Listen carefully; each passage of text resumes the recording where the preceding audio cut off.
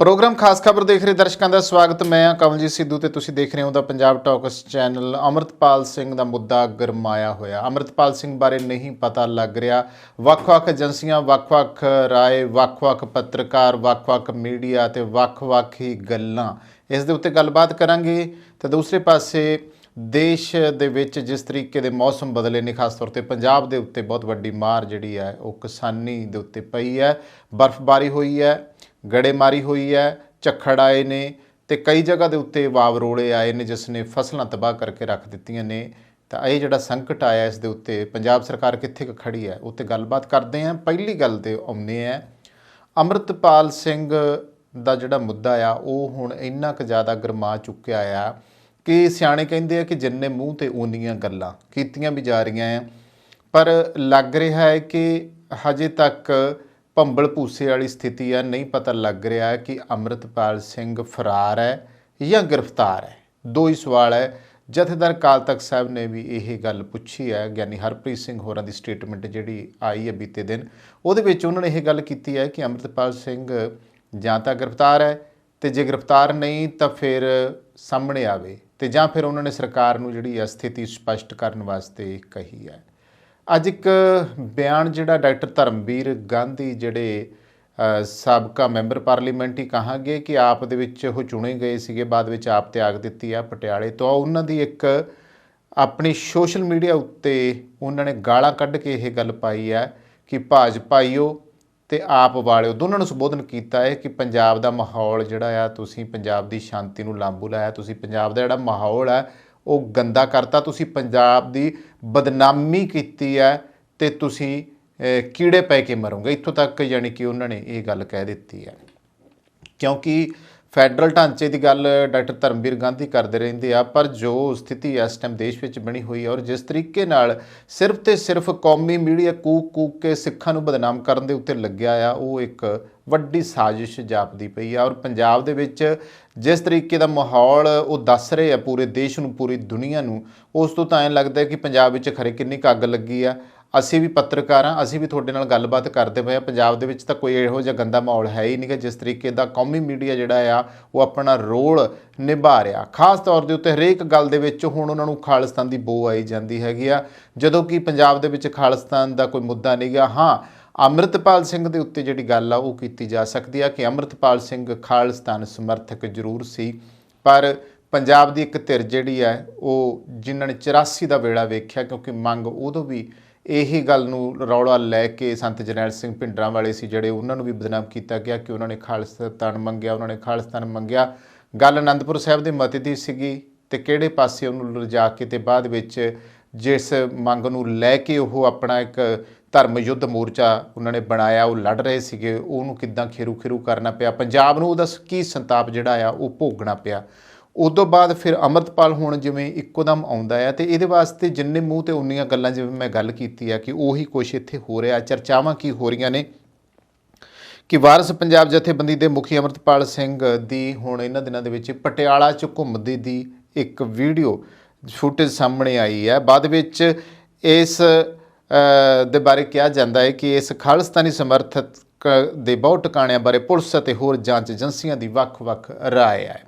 एक वर्ग का कहना है कि अमृतपाल सिंह हाले भी पंजाब में है, जबकि दूजे वर्गों का कहना है कि वह उत्तर प्रदेश के एक अजिहे जिले तक पहुँच गया जिसकी हद जिहड़ी है वह नेपाल नाल लगती है। उन्होंने कहना है कि अमृतपाल सिंह दीयां धुंधलियां तस्वीरां कोई पुख्ता सबूत नहीं हैं, बल्कि ये पुलिस पार्टियां का ध्यान भटकाउण की साजिश है जो कि उसकी भाल विच आ।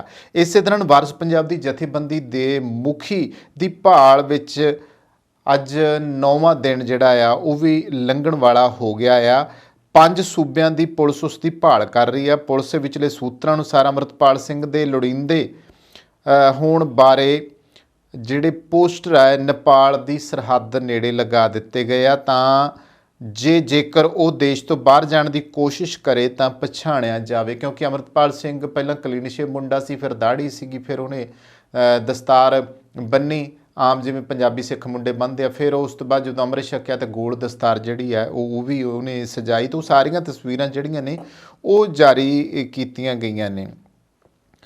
तो इत्थे है जिहड़ियां सूही एजेंसियां आ उन्हां दा कहना आ कि ਜਿਹੜਾ ਅੰਮ੍ਰਿਤਪਾਲ ਦਾ ਆਖਰੀ ਟਿਕਾਣਾ ਆ ਉਹ ਉੱਤਰ ਪ੍ਰਦੇਸ਼ ਦੇ ਮਹਾਰਾਜਗੰਜ ਜ਼ਿਲ੍ਹੇ ਵਿੱਚ ਹੋਣ ਬਾਰੇ ਪਤਾ ਲੱਗਿਆ, ਜਿਸ ਦੀ ਹੱਦ ਨੇਪਾਲ ਦੇ ਨਾਲ ਲੱਗਦੀ ਹੈ। ਨੇਪਾਲ ਸ਼ਰਾਰਤੀ ਅਨਸਰਾਂ ਲਈ ਮਨਪਸੰਦ ਰੂਟ ਹੈ, ਜੋ ਕਿ ਗੈਰ ਕਾਨੂੰਨੀ ਗਤੀਵਿਧੀਆਂ ਕਰਨ ਮਗਰੋਂ ਦੇਸ਼ ਛੱਡ ਕੇ ਭੱਜਦੇ ਨੇ। ਜਾਂਚ ਵਿੱਚ ਇਹ ਵੀ ਪਤਾ ਲੱਗਾ ਹੈ ਕਿ ਉਸ ਦੇ 4 ਚਾਚਿਆਂ ਦੇ ਵਿੱਚੋਂ ਇੱਕ ਚਾਚਾ ਸੁਖਚੈਨ ਸਿੰਘ ਸੇਵਾ ਮੁਕਤ ਪੁਲਿਸ ਇੰਸਪੈਕਟਰ ਹੈ। ਸੁਖਚੈਨ ਦਾ ਕਹਿਣਾ ਹੈ ਕਿ ਅੰਮ੍ਰਿਤਪਾਲ ਨੂੰ ਪੁਲਿਸ ਪਹਿਲਾਂ ਹੀ ਗ੍ਰਿਫਤਾਰ ਕਰ ਚੁੱਕੀ ਹੈ। ਇਹ ਵੀ ਇੱਕ ਗੱਲ ਜਿਹੜੀ ਹੈ ਪੰਜਾਬ ਦੇ ਵਿੱਚ ਵੱਡੇ ਪੱਧਰ 'ਤੇ ਸਾਹਮਣੇ ਆ ਰਹੀ ਹੈ। ਤਾਂ ਗੱਲ ਇਹ ਕੀਤੀ ਜਾ ਰਹੀ ਹੈ ਕਿ ਪੁਲਿਸ ਵੱਲੋਂ ਜਿਹੜਾ ਅੰਮ੍ਰਿਤਪਾਲ ਹੈ ਉਹਨੂੰ ਪਹਿਲਾਂ ਹੀ ਗ੍ਰਿਫਤਾਰ ਕੀਤਾ ਜਾ ਚੁੱਕਿਆ, ਪਰ ਇੱਕ ਸੋਚੀ ਸਮਝੀ ਰਿਪੀਟ ਸੁਖਚੈਨ ਸਿੰਘ ਜਿਹੜੇ ਕਿ ਅੰਮ੍ਰਿਤਪਾਲ ਦੇ ਚਾਚਾ ਆ, ਉਹਦਾ ਕਹਿਣਾ ਹੈ ਕਿ ਅੰਮ੍ਰਿਤਪਾਲ ਸਿੰਘ ਨੂੰ ਪੁਲਿਸ ਵੱਲੋਂ ਪਹਿਲਾਂ ਹੀ ਗ੍ਰਿਫਤਾਰ ਕੀਤਾ ਜਾ ਚੁੱਕਿਆ, ਪਰ ਇਹ ਇੱਕ ਸੋਚੀ ਸਮਝੀ ਯੋਜਨਾ ਤਹਿਤ ਉਸ ਨੂੰ ਅਦਾਲਤ ਵਿੱਚ ਪੇਸ਼ ਨਹੀਂ ਕੀਤਾ ਜਾ ਰਿਹਾ। ਮੈਂ ਇੱਥੇ ਇੱਕ ਗੱਲ ਕਰਨੀ ਚਾਹੂੰਗਾ, ਸੋਸ਼ਲ ਮੀਡੀਆ ਉੱਤੇ ਅੱਜ ਕੱਲ੍ਹ ਸੋਸ਼ਲ ਮੀਡੀਆ ਦੇ ਅਣਗਿਣਤ ਚੈਨਲ ਆ। ਅੱਗੇ ਤਾਂ ਚਲੋ ਉਂਗਲਾਂ 'ਤੇ ਗਿਣ ਜੋਗੇ ਸੀਗੇ, ਹੁਣ ਤਾਂ ਮਤਲਬ ਇੱਟ ਚੱਕਿਆਂ ਹੀ ਚੈਨਲ ਬੈਠਾ ਆ, ਔਰ ਪਤਾ ਨਹੀਂ ਕਿਹਨੂੰ ਫੜ ਕੇ ਤੇ ਉਹਨਾਂ ਦੀਆਂ ਸਟੇਟਮੈਂਟਾਂ ਲਈ ਜਾਂਦੇ ਆ ਜਿਨ੍ਹਾਂ ਨੂੰ ਪਹਿਲਾਂ ਕੋਈ ਜਾਣਦਾ ਨਹੀਂ ਸੀ। ਬਹੁਤੇ ਉਹ ਆ ਜਿਹੜੇ ਪੰਜਾਬ ਦੇ ਮੁੱਦਿਆਂ ਉੱਤੇ ਚਰਚਾ ਕਰਦੇ ਰਹਿੰਦੇ ਆ। ਹਾਂ, ਉਹਨਾਂ ਦੀ ਗੱਲ ਕਰਾਂਗੇ ਜਿਹੜੇ ਪੰਜਾਬ ਦੇ ਮੁੱਦਿਆਂ ਦੇ ਉੱਤੇ ਚਿੰਤਾ ਕਰਦੇ ਰਹਿੰਦੇ ਆ, ਚਿੰਤਾ ਕਰਦੇ ਆ। ਉਹਨਾਂ ਦਾ ਕਹਿਣਾ ਆ ਕਿ ਅਸਲ ਦੇ ਵਿੱਚ ਇਹ ਬਹੁਤ ਵੱਡੀ ਸਾਜ਼ਿਸ਼ ਕੀਤੀ ਜਾ ਰਹੀ ਆ। ਦੇਖੋ, ਜੇ ਬਾਕੀਆਂ ਨੂੰ ਫੜ ਸਕਦੀ ਆ ਕਿ ਅੰਮ੍ਰਿਤਪਾਲ ਸਿੰਘ ਕਿਹੜਾ ਕੋਈ ਇਹੋ ਜਿਹੀ ਅਦੁਸ਼ ਚੀਜ਼ ਸੀਗੀ, ਰਹੱਸਮਈ ਚੀਜ਼ ਸੀ ਜਿਹੜੀ ਉਹਨਾਂ ਦੇ ਕੋਲੋਂ ਫੜੀ ਨਹੀਂ ਗਈ ਤੇ ਉਹ ਐਂ ਗਾਇਬ ਹੋ ਗਿਆ। ਅਸਲ ਵਿੱਚ ਫੜਿਆ ਹੋਇਆ, ਔਰ ਜਿਸ ਤਰੀਕੇ ਨਾਲ ਕਈ ਜਥੇਬੰਦੀਆਂ ਜਾਂ ਕਈ ਜਿਹੜੇ ਆਗੂ ਸਟੇਟਮੈਂਟਾਂ ਸੋਸ਼ਲ ਮੀਡੀਆ ਉੱਤੇ ਆ ਕੇ ਕਰਦੇ, ਉਹ ਕਹਿੰਦੇ ਆ ਜੀ ਹੋਣਾ ਅੰਤ ਇਹੀ ਹੈ, ਜਾਂ ਤਾਂ ਉਸ ਨੂੰ ਫੜ ਕੇ ਜਿਹੜਾ ਹੈ ਜਿਵੇਂ ਅੱਗੇ ਐਨਕਾਊਂਟਰ ਕੀਤੇ ਜਾਂਦੇ ਆ, ਐਨਕਾਊਂਟਰ ਕਰਕੇ ਵਿਖਾ ਦਿੱਤਾ ਜਾਊਗਾ, ਕਿਉਂਕਿ ਜਦੋਂ ਕੋਈ ਹੱਲ ਨਹੀਂ ਹੁੰਦਾ ਫਿਰ ਐਵੇਂ ਕਰ ਦਿੰਦੇ ਆ। ਕਿਉਂਕਿ ਹੁਣ ਤੱਕ ਤਾਂ ਇਹੀ ਚੱਲਿਆ ਆ ਰਿਹਾ, ਜੋ ਕੁਛ ਅਸੀਂ ਕਾਂਡ ਦੇਖੇ ਆ ਤਾਂ ਉਹਦੇ ਵਿੱਚ ਇਹੀ ਹੋਇਆ ਕਿ ਪੁਲਿਸ ਨੂੰ ਜਦੋਂ ਕੋਈ ਨਾ ਲੱਭੇ ਤਾਂ ਫਿਰ ਅਖੀਰ ਦੇ ਉੱਤੇ ਉਹ ਕਹਿ ਦਿੰਦੀਆਂ ਏਜੰਸੀਆਂ ਜਾਂ ਪੁਲਿਸ ਵਾਲੇ ਕਹਿ ਦਿੰਦੇ ਆ, ਲਓ ਜੀ ਅਸੀਂ ਤਾਂ ਇਹਨੂੰ ਲੱਭ ਰਹੇ ਸੀਗੇ, ਪੁਲਿਸ ਦੇ ਨਾਲ ਫਲਾਨੀ ਜਗ੍ਹਾ 'ਤੇ ਮੁੱਠਭੇੜ ਹੋ ਗਈ, ਉਹਦੇ ਵਿੱਚ ਜਿਹੜਾ ਸੀਗਾ ਉਹ ਮਾਰਿਆ ਗਿਆ। ਜ਼ਾਹਿਰ ਹੈ ਇਹ ਸਥਿਤੀਆਂ ਪਹਿਲਾਂ ਪੰਜਾਬ ਨੇ ਭੁਗਤੀਆਂ, ਅੱਜ ਕੋਈ ਨਵੀਂ ਗੱਲ ਨਹੀਂ ਹੈਗੀ। ਜੇ ਕੋਈ ਵਿਦਵਾਨ ਇਹ ਉੱਠ ਕੇ ਗੱਲਾਂ ਕਰਦੇ ਵੀ ਹੈ। ਦੂਸਰੀ ਸਥਿਤੀ ਇਹ ਹੈ ਕਿ ਜੇ ਜਥੇਦਾਰ ਜਿਵੇਂ ਅਕਾਲ ਤਖਤ ਸਾਹਿਬ ਨੇ ਕਿਹਾ ਹੈ ਕਿ ਅੰਮ੍ਰਿਤਪਾਲ ਸਥਿਤੀ ਸਪਸ਼ਟ ਕਰੇ ਕਿ ਉਹ ਕਿੱਥੇ ਹੈ, ਉਹ ਸਾਹਮਣੇ ਆਵੇ। ਉਹਨੂੰ ਭੱਜਣ ਦੀ ਕਿਹੜੀ ਐਡੀ ਨੌਬਤ ਆ ਗਈ ਸੀ? ਅੰਮ੍ਰਿਤਪਾਲ ਨੇ ਕਿਹੜਾ ਕੋਈ ਵੱਡੇ ਕਤਲ ਕੀਤੇ ਸੀ, ਗੁਨਾਹ ਕੀਤੇ ਸੀ, ਜਾਂ ਪੰਜਾਬ ਦੇ ਵਿੱਚ ਕੋਈ ਇਹੋ ਜਿਹੀ ਗੱਲ ਵੱਡੀ ਕਿ ਉਹਨੇ ਮਾੜੀ ਹਰਕਤ ਕੀਤੀ ਹੋਵੇ? ਘੱਟੋ ਘੱਟ ਕੁਛ ਲੋਕਾਂ ਦਾ ਕਹਿਣਾ ਹੈ ਕਿ ਨਸ਼ਾ ਤਸਕਰਾਂ ਦੀ ਇਹ ਵੱਡੀ ਕਰਤੂਤ ਆ। ਉਹ ਨਹੀਂ ਸੀ ਚਾਹੁੰਦੇ ਕਿ ਅੰਮ੍ਰਿਤਪਾਲ ਸਿੰਘ ਨੌਜਵਾਨ ਪੀੜ੍ਹੀ ਜਿਹੜੀ ਨਸ਼ਿਆਂ 'ਚ ਗਲਤਾਨ ਹੁੰਦੀ ਜਾ ਰਹੀ ਆ ਉਹਨਾਂ ਨੂੰ ਸੁਧਾਰੇ, ਉਹਨਾਂ ਦੇ ਪੱਖ ਦੀ ਗੱਲ ਕਰੇ, ਉਹਨਾਂ ਨੂੰ ਨਸ਼ਿਆਂ 'ਚੋਂ ਕੱਢ ਕੇ ਤੇ ਉਹ ਅੰਮ੍ਰਿਤ ਛਕਾਉਣ ਵਾਲੇ ਪਾਸੇ ਲਿਆਵੇ। ਚੰਗਾ ਕੰਮ ਕਰ ਰਿਹਾ ਸੀ, ਕਿਉਂਕਿ ਹੁਣ ਜਿਸ ਦਿਨ 18 ਮਾਰਚ ਵਾਲੇ ਦਿਨ ਇਹ ਗੱਲ ਹੋਈ, ਉਸ ਤੋਂ ਇੱਕ ਦਿਨ ਪਹਿਲਾਂ ਅੰਮ੍ਰਿਤਪਾਲ ਸਿੰਘ ਦੀ ਵੀਡੀਓ ਵਾਇਰਲ ਹੁੰਦੀ, ਜਿਹਦੇ ਵਿੱਚ ਉਹ ਜਿਹੜੀ ਵਹੀਰ ਰੋਕੀ ਸੀਗੀ ਅੰਮ੍ਰਿਤ ਛਕਾਉਣ ਵਾਲੀ, ਉਸ ਵਹੀਰ ਨੂੰ ਦੁਬਾਰਾ ਮੁਕਤਸਰ ਜ਼ਿਲ੍ਹੇ ਤੋਂ ਚਾਲੂ ਕਰਨਾ ਚਾਹੁੰਦਾ ਸੀ, ਪਰ G20 ਸੰਮੇਲਨ ਕਰਕੇ ਤੇ ਕੁਛ ਜਿਸ ਤਰੀਕੇ ਨਾਲ ਅਸੀਂ ਦੇਖਿਆ ਕਿ ਏਜੰਸੀਆਂ ਜਾਂ ਫਿਰ BSF ਦੀਆਂ ਜਿਹੜੀ ਪਲਟਨਾਂ ਸੀਗੀਆਂ, ਉਹ ਪਹਿਲਾਂ ਹੀ ਭਗਵੰਤ ਮਾਨ ਅਮਿਤ ਸ਼ਾਹ ਦੇ ਨਾਲ ਗੱਲ ਕਰਕੇ ਆਏ ਆ, ਕੇਂਦਰੀ ਗ੍ਰਹਿ ਮੰਤਰੀ ਨਾਲ, ਤੇ ਬਾਅਦ ਵਿੱਚ ਪੰਜਾਬ ਦੇ ਵਿੱਚ ਉਹ ਆ ਕੇ ਬੈਠੇ ਆ। ਤਾਂ ਇਹ ਨਜ਼ਰ ਆ ਰਿਹਾ ਸੀ ਕਿ ਪੰਜਾਬ ਦੇ ਵਿੱਚ ਕੁਝ ਵੱਡਾ ਹੋਣ ਵਾਲਾ ਹੈ, ਤੇ ਉਹ ਫਿਰ ਹੋਇਆ ਆ। ਪਰ ਆਮ ਜਿਹੜੇ ਬਹੁਤੇ ਚਿੰਤਕ ਬੁੱਧੀਜੀਵੀ ਲੋਕ ਆ, ਉਹਨਾਂ ਦਾ ਇਹ ਵੀ ਕਹਿਣਾ ਹੈ ਕਿ ਇਹ ਪੰਜਾਬ ਨੂੰ ਬਦਨਾਮ ਕਰਨ ਦੀ ਵੱਡੀ ਕੋਸ਼ਿਸ਼ ਜਿਹੜੀ ਆ ਉਹ ਕੀਤੀ ਜਾ ਰਹੀ ਆ। ਫਿਲਹਾਲ ਇੱਕ ਪਾਸੇ ਕਾਰਵਾਈਆਂ ਚੱਲਦੀਆਂ ਪਈਆਂ ਤੇ ਦੂਸਰੇ ਪਾਸੇ ਇੱਥੇ ਇੱਕ ਗੱਲ ਆਪਾਂ ਇਹ ਕਰਾਂਗੇ ਕਿ ਅੰਮ੍ਰਿਤਪਾਲ ਸਿੰਘ ਦੇ ਉੱਤੇ ਜਿਹੜਾ ਇਹ ਆਪਰੇਸ਼ਨ ਚਲਾਇਆ ਗਿਆ ਆ, ਇਸ ਆਪਰੇਸ਼ਨ ਦੇ ਬਾਵਜੂਦ ਜਿਹੜੇ ਉਸ ਦੇ ਸਾਥੀ ਫੜੇ ਗਏ ਸੀਗੇ, ਉਹਨਾਂ ਸਾਥੀਆਂ ਨੂੰ ਰਿਹਾ ਕੀਤਾ ਗਿਆ ਆ। ਤੇ ਮੈਂ ਦੱਸ ਦੇਣਾ ਚਾਹੂੰਗਾ ਕਿ ਜਿਹੜੇ ਅੰਮ੍ਰਿਤਪਾਲ ਸਿੰਘ ਦੇ ਸਾਥੀ ਗ੍ਰਿਫਤਾਰ ਕੀਤੇ ਗਏ ਸੀਗੇ, ਉਹਨਾਂ ਦੀ ਤਾਦਾਦ ਜਿਹੜੀ ਸੀਗੀ ਉਹ ਕੋਈ 353 ਸੀ, ਜਿਹਦੇ ਵਿੱਚੋਂ 197 ਜਿਹੜੇ ਆ ਉਹ ਰਿਹਾ ਕਰ ਦਿੱਤੇ ਆ। ਹਾਲਾਂਕਿ ਮੁੱਖ ਮੰਤਰੀ ਭਗਵੰਤ ਮਾਨ ਹੋਰਾਂ ਦੀ ਇੱਥੇ ਗੱਲ ਕਰਦੇ ਆ, ਉਹਨਾਂ ਦਾ ਕਹਿਣਾ ਸੀ ਪੰਜਾਬ ਪੁਲਿਸ ਨੂੰ ਕਿ ਅਮਨ ਸ਼ਾਂਤੀ ਜਿਹੜੀ ਆ ਭੰਗ ਕਰਨ ਦੇ ਖਦਸ਼ੇ ਤਹਿਤ ਜਾਂ ਗੰਭੀਰ ਅਪਰਾਧਿਕ ਗਤੀਵਿਧੀਆਂ ਵਿੱਚ ਗ੍ਰਿਫਤਾਰ ਕੀਤੇ ਵਿਅਕਤੀਆਂ ਦੇ ਕੇਸਾਂ ਦੀ ਜਾਂਚ ਦੌਰਾਨ ਸਕਾਰਾਤਮਕ ਜਿਹੜੀ ਪਹੁੰਚ ਆ ਉਹ ਅਪਣਾਈ ਜਾਵੇ। ਤੇ ਸੂਬੇ ਦੇ ਡਾਇਰੈਕਟਰ ਜਨਰਲ ਆਫ ਪੁਲਿਸ ਨੇ ਵੀ ਦੱਸਿਆ ਸੀ ਕਿ ਸੂਬੇ ਦੇ ਸਾਰੇ SSPG ਅਤੇ CPG ਨੂੰ ਇਹ ਯਕੀਨੀ ਬਣਾਉਣ ਲਈ ਨਿਰਦੇਸ਼ ਜਾਰੀ ਕੀਤੇ ਗਏ ਨੇ ਕਿ ਕਿਸੇ ਵੀ ਬੇਕਸੂਰ ਵਿਅਕਤੀ ਨੂੰ ਤੰਗ ਜਾਂ ਪਰੇਸ਼ਾਨ ਨਾ ਕੀਤਾ ਜਾਵੇ। ਹਾਲਾਂਕਿ ਜਿਹੜੇ ਰਿਹਾ ਹੋ ਕੇ ਹੁਣ ਆ ਰਹੇ ਉਹ ਵੀ ਆਪੋ ਆਪਣੀਆਂ ਸਟੇਟਮੈਂਟਾਂ ਦੇ ਰਹੇ ਆ।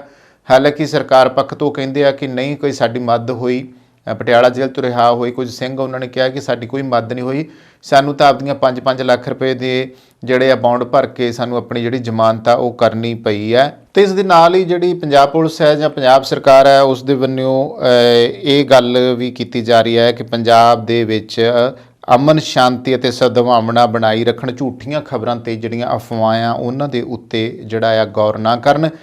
ਤਾਂ ਇੱਥੇ ਇੱਕ ਗੱਲ ਹੋਰ ਉੱਭਰ ਕੇ ਸਾਹਮਣੇ ਆ ਰਹੀ ਆ। ਵੈਸੇ ਤਾਂ ਚਰਚਾ ਇਹ ਛਿੜੀ ਆ ਕਿ ਰੀਨਾ ਰਾਏ ਕਹਿੰਦੀ ਆ ਕਿ ਅੰਮ੍ਰਿਤਪਾਲ ਸਿੰਘ ਨੂੰ ਬਲੌਕ ਕੀਤਾ ਹੋਇਆ ਸੀ ਦੀਪ ਸਿੱਧੂ ਨੇ, ਕਿਉਂਕਿ ਉਹਦਾ ਅਕਾਊਂਟ ਜਿਹੜਾ ਆ ਪਾਸਵਰਡ ਵਗੈਰਾ ਉਹ ਰੀਨਾ ਰਾਏ ਕੋਲੇ ਆ। ਤਾਂ ਦੂਜੇ ਪਾਸੇ ਇਹ ਕੀਤਾ ਜਾ ਰਿਹਾ ਜਿਵੇਂ ਕਿ ਕਈ ਵਿਦਵਾਨ ਬੋਲਦੇ ਆ ਕਿ ਦਲਜੀਤ ਕਲਸੀ, ਵੈਸੇ ਤਾਂ ਪੰਜਾਬੀ ਫਿਲਮਾਂ ਦੇ ਵਿੱਚ ਉੱਭਰ ਰਿਹਾ ਸੀ ਇੱਕ ਹੋਰ ਨੌਜਵਾਨ, ਤਾਂ ਦਲਜੀਤ ਕਲਸੀ ਨੇ ਕੁਝ ਕੁ ਪੰਜਾਬੀ ਫਿਲਮਾਂ ਦੇ ਵਿੱਚ ਕੰਮ ਕੀਤਾ ਵੀ ਹੈ। ਦਲਜੀਤ ਕਲਸੀ ਬਾਰੇ ਕਿਹਾ ਜਾ ਰਿਹਾ ਸੀਗਾ ਕਿ ਇਹਨੂੰ ਦਲਜੀਤ ਕਲਸੀ ਹੋਰਾਂ ਨੇ ਚੁੱਕਣਾ ਦੇ ਕੇ ਅੰਮ੍ਰਿਤਪਾਲ ਨੂੰ ਲਿਆਂਦਾ ਆ। ਤੇ ਦੂਸਰਾ ਚਾਚਾ ਬਘੇਲ ਸਿੰਘ ਜਿਹੜਾ ਅਮਰੀਕਾ 'ਚ ਬੈਠਾ ਉਹਦੇ ਉੱਤੇ ਵੀ ਉਂਗਲਾਂ ਉਹ ਚੁੱਕੀਆਂ ਜਾਂਦੀਆਂ ਕਿ ਉਹ ਇਹ ਸਾਰੀਆਂ ਕਾਰਵਾਈਆਂ ਕਰਵਾ ਰਿਹਾ ਹੈਗਾ ਆ, ਜਿਸ ਕਰਕੇ ਵਾਰਸ ਪੰਜਾਬ ਜਥੇਬੰਦੀ ਜਿਹੜੀ ਆ ਉਹ ਦੀਪ ਸਿੱਧੂ ਦੀ ਪ੍ਰਸਿੱਧੀ ਦਾ ਲਾਹਾ ਲੈਣ ਵਾਸਤੇ ਖੜੀ ਕੀਤੀ ਗਈ ਆ।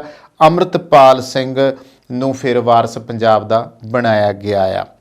ਤਾਂ ਦੀਪ ਸਿੱਧੂ ਦੇ ਭਰਾ ਵੱਲੋਂ ਪਹਿਲਾਂ ਤੋਂ ਚਲਾਈ ਜਾ ਰਹੀ ਸੀ ਇਹ ਜਥੇਬੰਦੀ ਵਾਰਸ ਪੰਜਾਬ ਦੇ, ਇਹ ਇਸੇ ਕਰਕੇ ਅੰਮ੍ਰਿਤਪਾਲ ਨੂੰ ਅੱਗੇ ਕੀਤਾ ਗਿਆ ਕਿ ਇਸ ਤੋਂ ਲਾਹਾ ਲਿਆ ਜਾ ਸਕੇ। ਅੰਮ੍ਰਿਤਪਾਲ ਖਿਲਾਫ ਪੰਜਾਬ ਪੁਲਿਸ ਦੀ ਕਾਰਵਾਈ ਦੌਰਾਨ ਕਬਜ਼ੇ 'ਚ ਲਏ ਗਏ ਦਸਤਾਵੇਜ਼ਾਂ ਤੋਂ ਇਹ ਜਾਣਕਾਰੀ ਜਿਹੜੀ ਹੈ ਉਹ ਮਿਲੀ ਹੈ। ਅੰਮ੍ਰਿਤਪਾਲ ਖਿਲਾਫ ਪੰਜਾਬ ਪੁਲਿਸ ਦੀ ਕਾਰਵਾਈ ਦੌਰਾਨ ਕਬਜ਼ੇ 'ਚ ਲਏ ਗਏ ਦਸਤਾਵੇਜ਼ਾਂ ਤੋਂ ਜਾਣਕਾਰੀ ਮਿਲੀ ਹੈ। ਦਸਤਾਵੇਜ਼ਾਂ ਅਨੁਸਾਰ ਵਾਰਸ ਪੰਜਾਬ ਦੀ ਜਥੇਬੰਦੀ ਤੇ ਕਬਜ਼ੇ ਹੋਣ ਤੋਂ ਸਫਲ ਰਹਿਣ ਮਗਰੋਂ ਅੰਮ੍ਰਿਤਪਾਲ ਨੇ ਉਸ ਵਰਗੇ ਨਾਮ ਵਾਲੀ ਦੂਜੀ ਜਥੇਬੰਦੀ ਵਾਰਸ ਪੰਜ ਆਬ ਬਣਾਈ ਸੀ। ਅੰਮ੍ਰਿਤਪਾਲ ਖਿਲਾਫ ਜਾਰੀ ਕਾਰਵਾਈ ਦੌਰਾਨ ਸਾਹਮਣੇ ਆਏ ਕੁਝ ਦਸਤਾਵੇਜ਼ਾਂ ਤੋਂ ਪਤਾ ਲੱਗਦਾ ਹੈ ਕਿ ਵਾਰਸ ਪੰਜ ਆਬ ਤੋਂ ਸੰਭਾਵੀ ਤੌਰ ਤੇ ਪਿਛਲੇ ਦਿਨਾਂ ਵਿੱਚ ਹੀ ਬਣਾਈ ਗਈ ਸੀ। ਮੋਗਾ ਜ਼ਿਲ੍ਹੇ ਦੇ ਦੁੰਨੇਕੇ ਪਿੰਡ ਵਿੱਚ ਅੰਮ੍ਰਿਤਪਾਲ ਦੇ ਨੇੜਲੇ ਸਾਥੀ ਗੁਰਪ੍ਰੀਤ ਸਿੰਘ ਬੁੱਕਣਵਾਲਾ ਦੀ ਮਾਲਕੀ ਵਾਲੀ ਜਥੇਬੰਦੀ ਦਾ ਰਜਿਸਟ੍ਰੇਸ਼ਨ ਪਤਾ ਗੁਰੂ ਨਾਨਕ ਫਰਨੀਚਰ ਸਟੋਰ ਸੀਗਾ।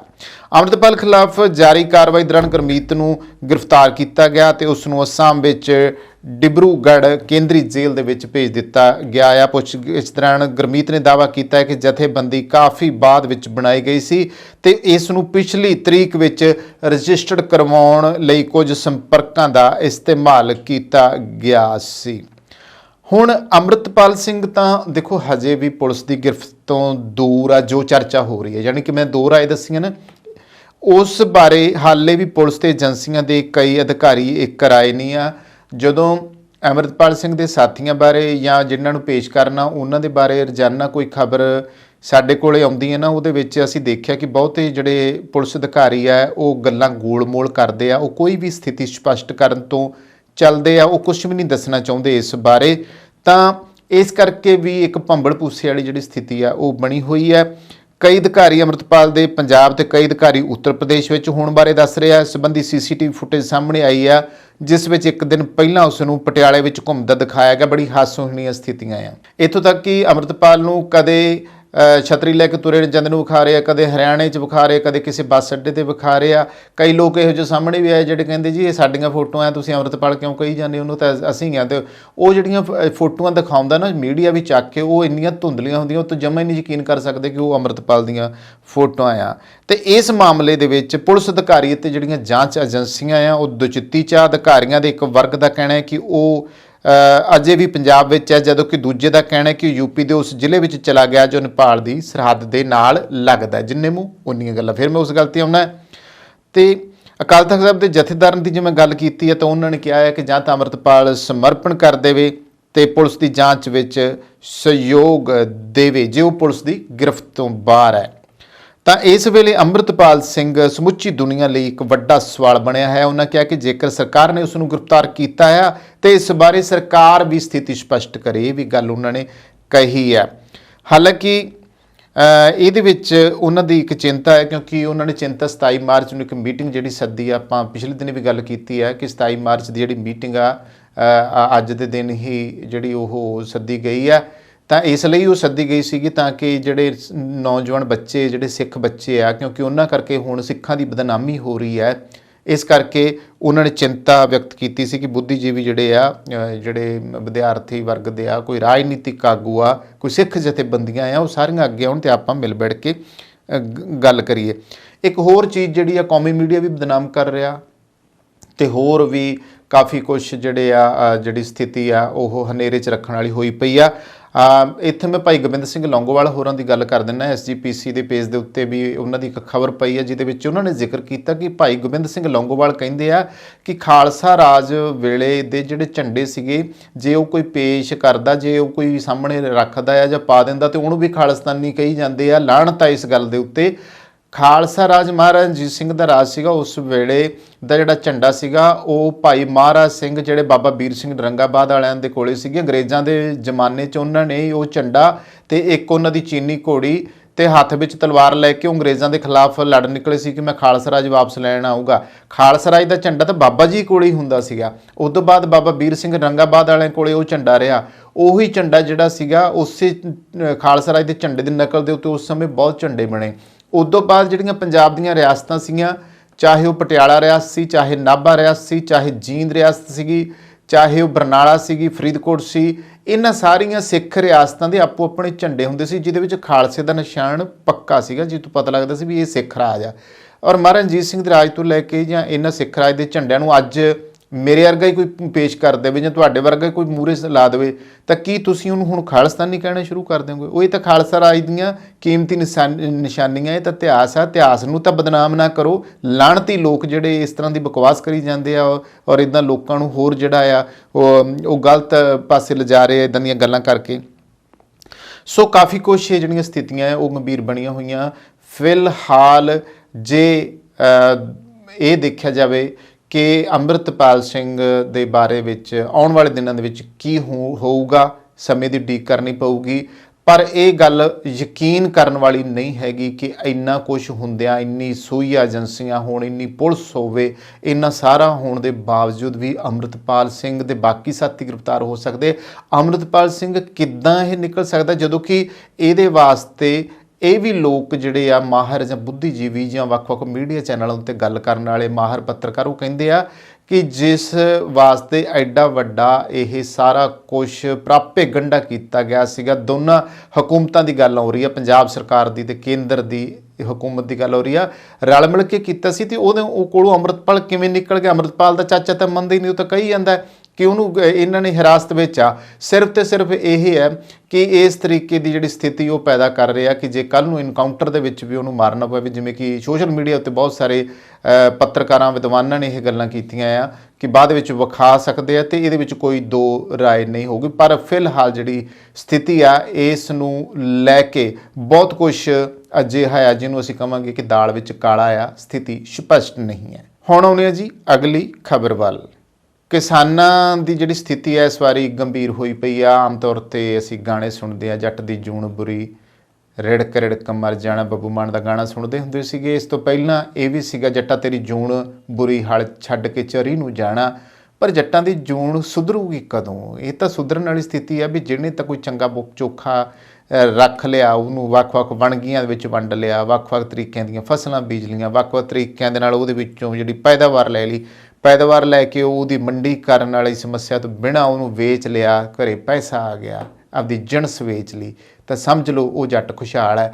ਅਤੇ ਜਿਹੜੇ ਜੱਟ ਦੀ ਇਹ ਸਥਿਤੀ ਤੋਂ ਬਾਅਦ ਜਿਹੜਾ ਅਗਲਾ ਪੱਖ ਹੁੰਦਾ ਉਹ ਹੁੰਦਾ ਆ ਕਿ ਜੱਟ ਲਈ ਜਿਹੜੀ ਸਭ ਤੋਂ ਵੱਡੀ ਮੁਸੀਬਤ ਪਤਾ ਕੀ ਹੁੰਦੀ? ਜੱਟ ਇਹ ਸਾਰਾ ਕੁਛ ਕਰ ਲਵੇ, ਕਿਸਾਨ ਸਾਰਾ ਕੁਛ ਕਰ ਲਵੇ, ਪਰ ਕਰਨ ਦੇ ਬਾਵਜੂਦ ਕਹਿੰਦੇ ਉਸ ਡਾਢੇ ਅੱਗੇ ਜ਼ੋਰ ਨਹੀਂ ਚੱਲਦਾ। ਅਤੇ ਜਦੋਂ ਉਸ ਡਾਢੇ ਦੇ ਜ਼ੋਰ ਦੀ ਗੱਲ ਆਉਂਦੀ ਹੈ ਤਾਂ ਫਿਰ ਕੁਦਰਤੀ ਆਫਤਾਂ ਦੀ ਗੱਲ ਆਉਂਦੀ ਹੈ, ਮੀਂਹਾਂ, ਝੱਖੜਾਂ, ਹਨੇਰੀਆਂ, ਗੜੇਮਾਰੀ ਦੀ ਗੱਲ ਆਉਂਦੀ ਹੈ।